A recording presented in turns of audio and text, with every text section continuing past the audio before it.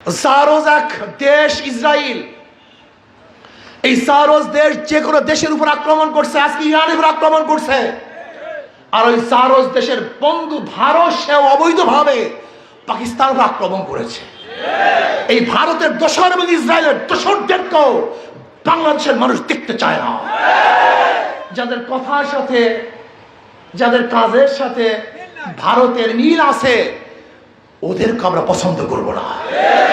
ভারত যেই কথা বলে আমাদের দেশের কিছু দল সেই একই কথা বলে।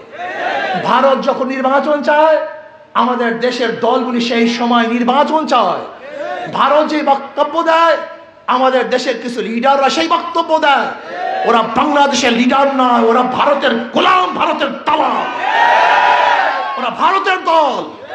যারা ক্ষমতা যাওয়ার জন্য ভারতের সাথে সন্ধি করবে, চুক্তি করবে, বাংলাদেশের জনগণ তাদেরকে প্রত্যাখ্যান করবে ইনশাআল্লাহ। ইসলামী আন্দোলন বাংলাদেশ কর্তৃক আয়োজিত আজকে এই গণসমাবেশের সম্মানিত সভাপতি শ্রদ্ধাভাজন সেরে তাজ উলামায়ে কেরাম, সর্বস্তরের জনগণ ভাইয়ের আমার, ইসলামী আন্দোলন বাংলাদেশ কি ও কেন, ইসলামী আন্দোলন বাংলাদেশ কি চায়, ইসলামী আন্দোলন বাংলাদেশ কেন করবেন, এর ইতিহাস কি, এই সম্পর্কে আমরা অনেকে জানি অনেকে জানি না। ইসলামী আন্দোলন বাংলাদেশ প্রচলিত কোনো সংগঠনের নাম নয়। ইসলামী আন্দোলন বাংলাদেশ বিশ্বাস করে শুধু দেশ দল নেতা পরিবর্তনের মাধ্যমে শান্তি আসতে পারে না।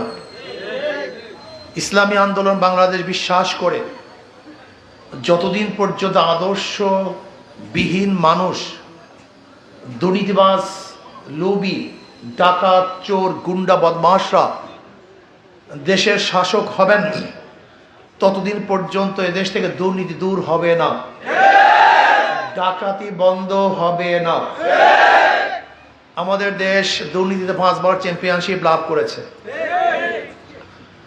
53 বছর পর্যন্ত যারা বিভিন্ন আদর্শ স্লোগান দিয়েছিল সেই আদর্শগুলি মানুষকে মুক্তি দিতে পারে নাই, শান্তি দিতে পারে নাই। যে সমস্ত দল এ দেশকে উন্নয়নের কথা বলেছিল তারা এদেশের উন্নয়ন করতে পারে নাই।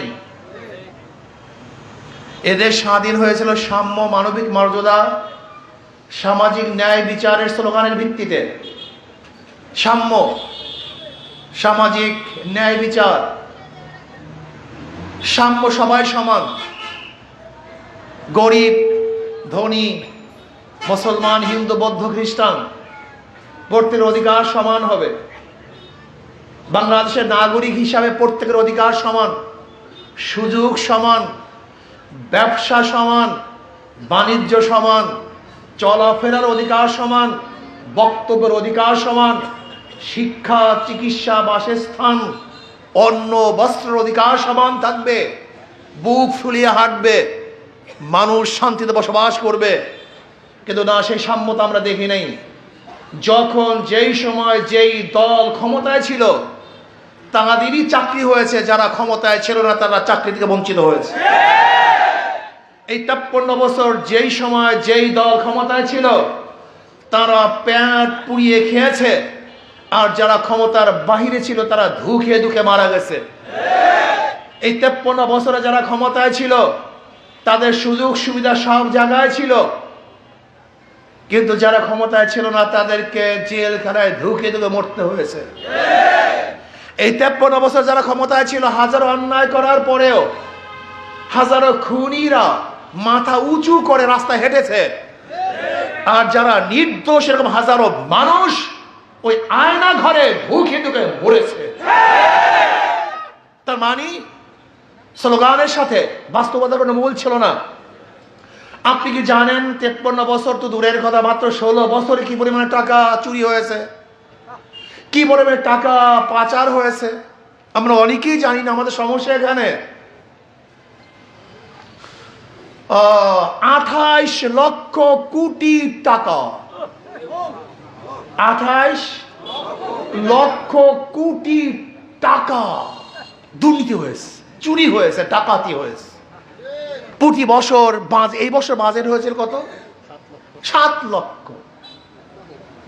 অথচ 4 7 28 4 বছরের বাজেটের টাকা শুধু চুরি হয়েছে। আপনি কি জানেন কি পরিমাণে টাকা চুরি হয়েছে? বাজেটের 70% টাকা চুরি হয়েছে। বিগত সরকারের পরিকল্পনা মন্ত্রী কি বলেছিলেন? বাজেট করি 100 টাকা, গ্রামে পৌঁছে 10 টাকা, 90 টাকা চুরি হয়েছে।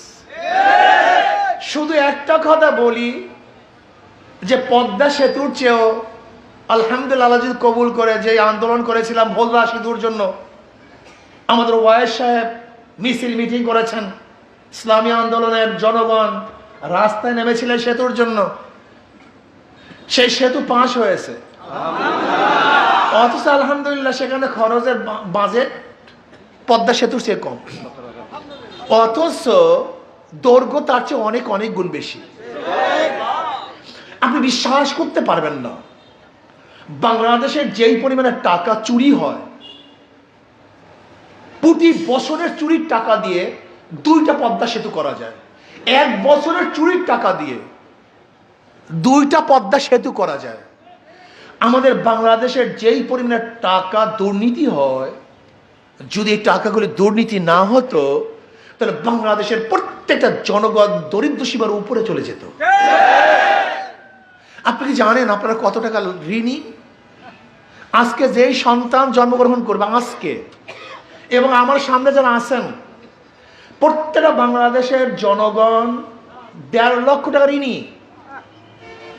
1.5 লক্ষ টাকার ঋণ নিয়ে আমাদেরকে হাঁটতে হয়, বসতে হয়, চলতে হয়। অথচ আমরা তো চুরি করি নেই, আমরা ডাকাতি করি নেই। মানুষ মুক্তি পাওয়ার জন্য, শান্তি পাওয়ার জন্য, বৈষম্য দূর করার জন্য জুলাই আগস্টের বিপ্লব করেছিল। কেন? আওয়ামী লীগ কি করেছিল? দুর্নীতি করেছিল। আওয়ামী লীগ কি করেছিল? চাঁদাবাজি করেছিল। আওয়ামী লীগ কি করেছে? ধর্ষণ করেছে। আওয়ামী লীগ কি করেছে? খুন করেছে, জুলুম করেছে, অত্যাচার করেছে। মানুষ মুক্তি পাওয়ার জন্য আন্দোলন করেছিল, সংগ্রাম করেছিল। আমরা আর চাঁদাবাজের শিকার হব না, আমরা অবৈধ খুনে আক্রান্ত হব না, খুনি হব না, আমরা জুলুমবাজের শিকার হব না, অত্যাচারিত হব না। কিন্তু আমরা কি দেখলাম? 5ই আগস্টের পরে আবারও চাঁদাবাজি, আবারও দখলদারি, আবারও জুলুম, আবারও খুন। আরে খুন বাইরের তা বাদ দেন, শুধু বিএনপি নিজেদের আত্মকহল হলে এই পর্যন্ত খুন হয়েছে 120-এর উপরে। আমরা এতদিন শুনছি জাহান্নামের আগুনকে খেয়ে ফেলবে, এক জাহান্নাম আর এক জাহান্নামকে খায়। এখন দেখি বিএনপিকে খায়। যারা নিজেদের দলের লোকের জন্য নিরাপদ নয়, তাদের কাছে বাংলাদেশের জনগণ নিরাপদ হবে কিভাবে?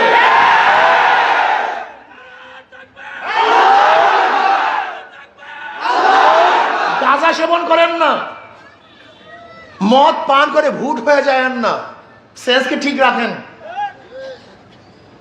আমরা এতদিন কি দেখেছি? যে দল অন্য দলকে খুন করে, হত্যা করে, অবরোধ করে। আর এখন দেখি বিএনপিকে অবরোধ করে, হত্যা করে, খুন করে। আমরা কি দেখেছি? বিএনপির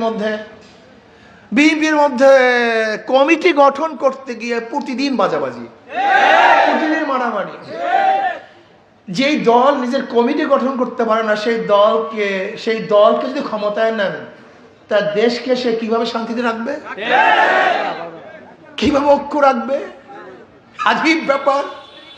যাদের দলকে নিজেরা সংগঠিত করতে পারে না, ঐক্য করতে পারে না, তারা বহুবিধ মানুষের নীতি আদর্শ মানুষকে ঐক্য করবে কিভাবে? সম্ভব কিভাবে? তারেক জিয়া সাহেব বক্তৃতা করেছেন, আমি দুর্নীতির বিরুদ্ধে, যারা আমার দলের মধ্যে দুর্নীতি করবে আমি তাদের বিরুদ্ধে অ্যাকশন নেব, বিচার করব, বহিষ্কার করব। আমি জবাব দিয়েছিলাম, কয়লার কোন অংশ পরিষ্কার করবেন? কয়লার কোন অংশ পরিষ্কার করলে পরিষ্কার হবে? হ্যাঁ, যাদের জন্মই দুর্নীতি, যাদের জন্মই চাঁদাবাজি, যাদের জন্মই খুন, গুন্ডামি, মাস্তানি, যাদের সময় 5 বার দেশ দুর্নীতির চ্যাম্পিয়নশিপ লাভ করেছে, তাদেরকে আপনি কোন জায়গায় পরিষ্কার করবেন? তাদের কি সংস্কার করবেন? আমরা সাধারণ জনগণ মানুষকে ক্ষমতায় নেই শান্তির জন্য, জুলুমের জন্য না, অত্যাচারের জন্য না, অবিচারের জন্য না। আমি বাংলাদেশের জনগণকে ঐক্য হতে বলবো। সবাই ঐক্য হন, পাগল হয়েন না, বিবেককে ঠিক রাখুন। কিসের উপর ঐক্য হবেন? শুধু একটা কথার উপর ঐক্য হবেন, যেই দলের মধ্যে চাঁদাবাজ আছে, খুনি আছে, ধর্ষক আছে, অবৈধ সম্পত্তির মালিক, যাদের হাতের মধ্যে খুনের রক্ত আছে, যেই দলের মধ্যে দুর্নীতিবাজ আছে, ওই দলকে আমরা আগামীতে ভোট দেব না, ওদের দল করব না, ওদের সাপোর্ট করব না, ওদেরকে বাংলাদেশ থেকে উৎখাত করবে ইনশাআল্লাহ। ঐক্য হন। আমি বিশ্বাস করি ফ্যাসিস্ট শেখ হাসিনার বিরুদ্ধে বাংলাদেশের সাধারণ মানুষ ঐক্য হওয়ার পরে ওর হাজারো ক্যান্টনমেন্ট, পুলিশ, র্যাব তাকে বাঁচাতে পারে নাই। রক্ষা মাত্র মনে 1 বছর আগে বক্তৃতা করেছিলাম পল্টনে যে আপনার র্যাব আপনাকে বাঁচাতে পারবে না। মনে আছে কিনা জানি না। আপনার পুলিশ বাহিনী আপনাকে বাঁচাতে পারবে না, আপনার ক্যান্টনমেন্ট আপনাকে বাঁচাতে পারবে না, আপনার ভারত আপনাকে বাঁচাতে পারবে না, আপনার বন্দুক আপনাকে বাঁচাতে পারবে না, রক্ষা করতে পারবে না। আমরা কি দেখেছি? তার ক্যান্টনমেন্ট, তার র্যাব, তার অত্যাচার, অবৈধ খুন তাকে বাঁচাতে পারে নাই, সে পালাতে বাধ্য হয়েছে। আমরা বলবো আসুন আমরা ঐক্যবদ্ধ হই, জনগণ ঐক্যবদ্ধ হই, আপনাদের জন্য ঐক্যবদ্ধ হন, আপনাদের স্বার্থের জন্য ঐক্যবদ্ধ হন, আপনার শান্তির জন্য ঐক্যবদ্ধ হন। আব্বাজার রহমাতুল্লাহ আমাদের শায়খ মুর্শিদ নব্বরুল্লাহ আমার কাছে জীবনভর বলেছেন, মাদার গাছ লাগিয়ে আমের আশা করা যায় না, তেঁতুল গাছে মিষ্টি ফল হয় না, চোরের মাধ্যমে চুরি বন্ধ হবে না, দুর্নীতিবাজের মাধ্যমে দুর্নীতি বন্ধ হবে না, খুনিদের মাধ্যমে খুন বন্ধ হয় না, যারা চাঁদাবাজ তাদের মাধ্যমে চাঁদাবাজি বাংলাদেশ থেকে যাবে না, যেতে পারে না। কাজে আজকের থেকে যে দলের মধ্যে চাঁদাবাজ আছে তাদের প্রত্যাখ্যান করলাম, ওদেরকে ভোট দেব না। আমি আমার গরিব বন্ধুদেরকে 2 হাত জোর করে অনুরোধ করছি, 2 হাত জোর করে অনুরোধ করছি, চোরদের দলে থাকবেন না, খুনিদের দলে থাকবেন না, দুর্নীতিবাজের দলে থাকবেন না। যদি আমার দলের মধ্যে দুর্নীতিবাজ থাকে, আমার দলের মধ্যে চাঁদাবাজ থাকে, যদি আমিও চাঁদাবাজ হই, আমাকে প্রত্যাখ্যান করুন, এই দলকে প্রত্যাখ্যান করুন, এই নেতাকে প্রত্যাখ্যান করুন।